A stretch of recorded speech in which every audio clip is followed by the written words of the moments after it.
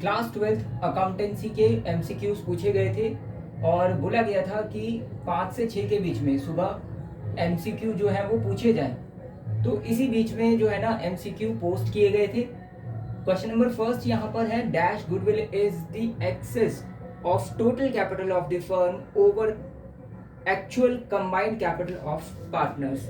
तो simple question है यहाँ पर, जो टोटल कैपिटल है फर्म की, है ना, और जो कंबाइंड कैपिटल है पार्टनर्स की, है ना, actual combined capital of partners, अगर उन दोनों को कंपेयर किया जाए तो यहाँ पर जो टोटल कैपिटल ऑफ फर्म है वो थोड़ी ज्यादा है ना, और जो भी एक्सेस है वो सारा का सारा क्या हो जाता है, hidden goodwill.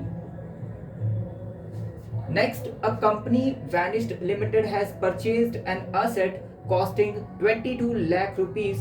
Vendor issued 10% debentures of 100 each at 10% premium as consideration against asset purchased.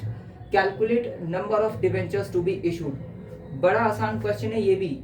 Question क्या है कि एक असेट परचेज की गई है और यहाँ पर बदले में वेंडर को डिवेंचर्स इशू कर दिए, 10% डिवेंचर्स है और एक डिवेंचर 100 का है और 10% प्रीमियम पर यहाँ पर डिवेंचर्स जो है वो इशू किए गए हैं। ठीक है, यहाँ पर नंबर ऑफ डिवेंचर्स कैलकुलेट करने हैं तो एंट्री पास करनी नहीं है।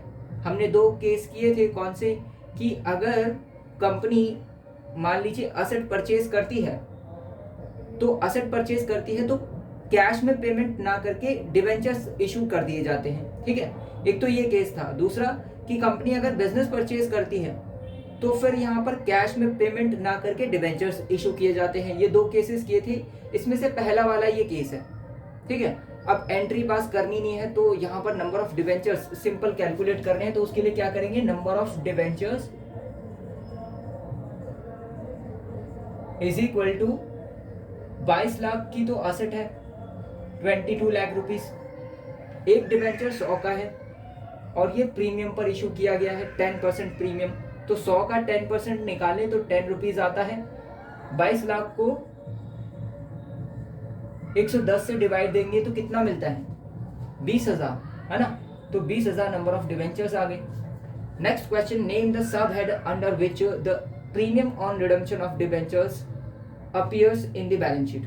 तो सिंपल क्वेश्चन है, सब हेड बताना है जिसमें premium on redemption of debentures show किए जाते हैं। अगर हेड बोलता तो फिर हम यहाँ पर है ना नॉन करंट लायबिलिटीज ये कर देते, लेकिन सब हेड बोला है, सब हेड यानी कि लॉन्ग टर्म बोरोविंग्स, ये इसका करेक्ट आंसर हो जाएगा। उसके बाद क्वेश्चन नंबर 4 है, share capital is shown in the balance sheet under head.